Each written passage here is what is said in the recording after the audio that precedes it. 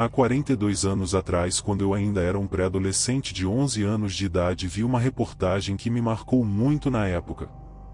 Era começo dos anos 80, o programa Fantástico na Rede Globo era ainda um campeão de audiência, e neste dia apresentaram uma reportagem sobre um garoto que supostamente estava possuído por demônios. As vozes gravadas do garoto possuído me impressionaram muito.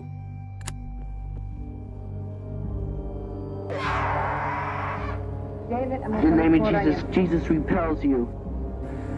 Leave this child alone. It's on your forehead. Yes, Never, you are not strong, you're weak. You're weak. Ryan. Jesus loves this boy. This is his child. Wake him out of it. Strap him up. Do something. He won't get out of it right now, Ma. He told me that he's going to do nothing now. What do you think he's been doing all In the name this of the time? Father, and the Son, and the Holy Spirit. Amen. You got to hold him down. He told me to. Hold him on the ground, he said. David, Mommy's here.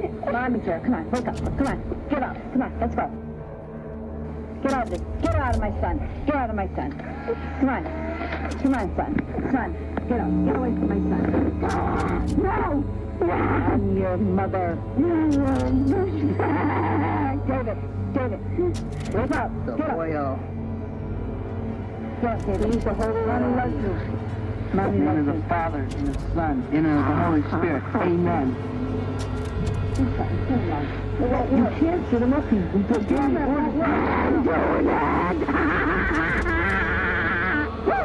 Just get up! My God, get up!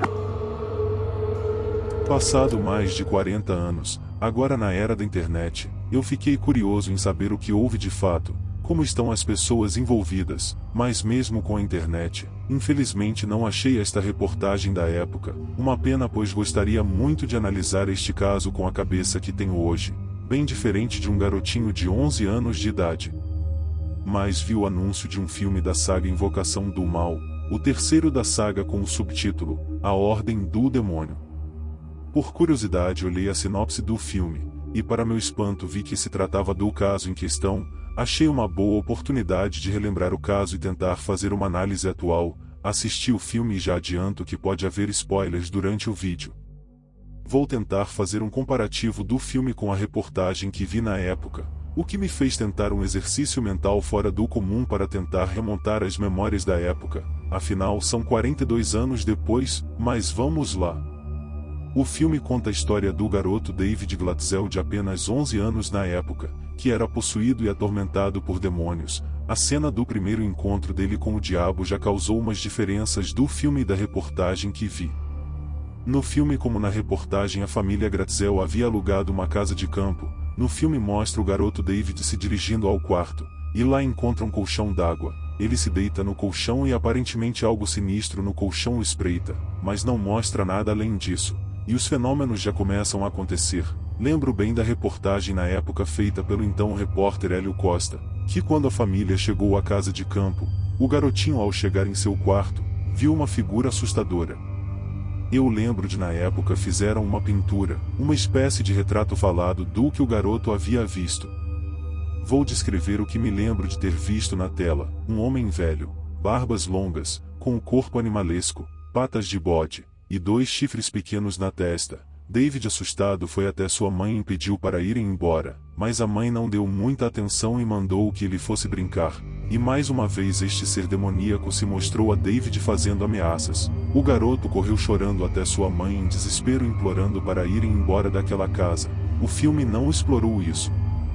Tanto no filme como na reportagem a família contava que o garoto era açoitado, arranhado, espancado por mãos invisíveis. Em ambos os casos diziam que eles podiam ver a marca das mãos no corpo da criança. Nos momentos em que o demônio tomava o corpo do garoto, as testemunhas diziam que a face dele se transformava. Ele mostrava um ódio no olhar. No filme tentaram mostrar isso, mas achei de uma forma extremamente exagerada. Nesta parte do filme já mostrava o casal Ed e Lorraine Warren, um casal que ficou famoso na época por ele se intitular Demonólogo e ela Sensitiva. Vocês os devem conhecer com as histórias da boneca Annabelle. Na época da reportagem, em 1981, eu sinceramente não conhecia este casal. achei que o exorcismo seria feito por padres da Igreja Católica, mas parece que a família não aceitou, na época, pois a igreja queria ter certeza de que não era um caso de doença mental e por isso precisavam de exames médicos, o que foi negado pela família, que preferiu o casal Warren para afastar os demônios, que seriam 43 segundo eles. A partir daí o filme focou no outro caso que se desdobrou deste, num dos supostos exorcismos. O cunhado do garoto possuído, em um ato de desespero, desafiou o demônio a sair do menino e o possuir. Daquele momento em diante, tanto no filme, como na reportagem que viu, o garotinho aparentemente foi deixado em paz. Depois disso, o filme entra numa trama exagerada de vários fatos e causas do porquê o garoto foi possuído, mas vamos focar nos duas vítimas. Depois de um tempo, Arne Cheyenne, o cunhado do garoto David, se envolveu num assassinato de um amigo. No filme, mostrado também de forma exagerada, Arne foi preso e levado a julgamento. Seu advogado de defesa, Martin Minella, de 33 anos, planejou argumentar que o jovem de 19 anos não era culpado em virtude de possessão demoníaca. Antes do julgamento, Minella defendeu seu caso por meio da mídia, dando entrevistas aos principais meios de comunicação. Os tribunais lidaram com a existência de Deus, e agora eles serão solicitados a lidar com a existência do espírito demoníaco, disse Minella às pessoas. Depois de todas as manchetes e exageros, a defesa do demônio, que poderia ter feito um caso histórico, nem mesmo chegou ao júri. O juiz do Tribunal Superior Robert J. Callahan rejeitou a lista de testemunhas de Minella, que incluía padres católicos, investigadores paranormais e membros da família Glatzel.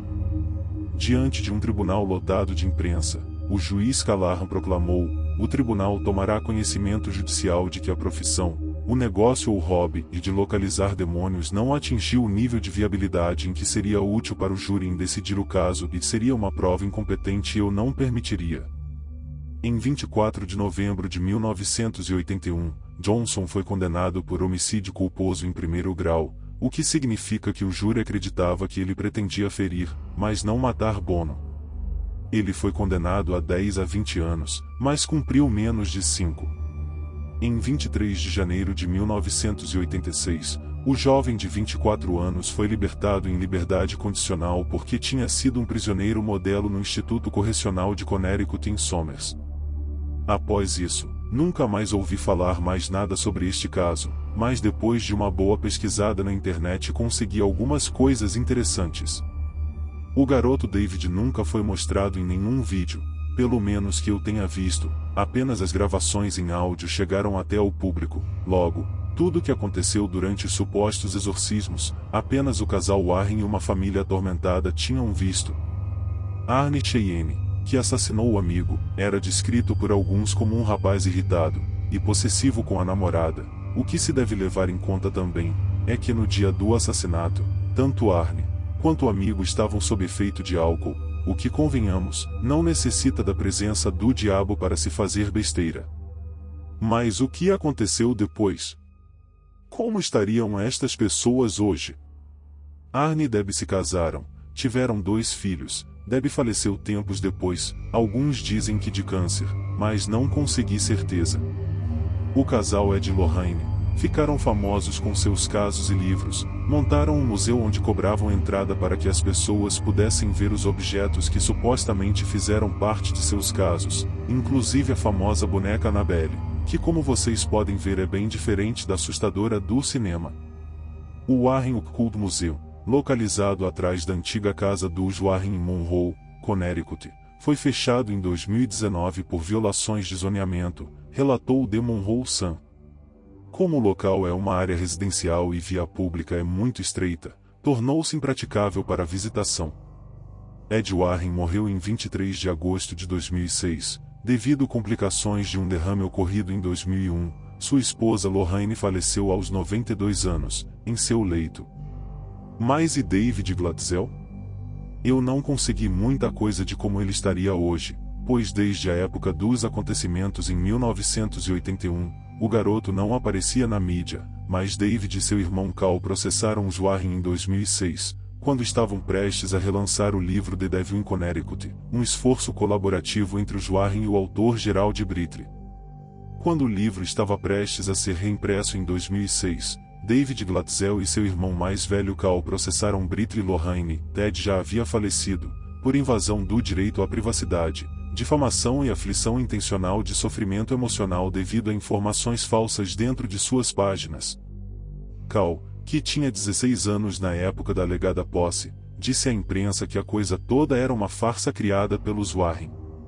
Ele argumentou que o comportamento de David em 1981 não resultou de 43 demônios, mas de doença mental não diagnosticada. Era um inferno quando éramos crianças, disse Cal à Associated Press em 2007, foi apenas um pesadelo. Eu não vou passar por isso de novo.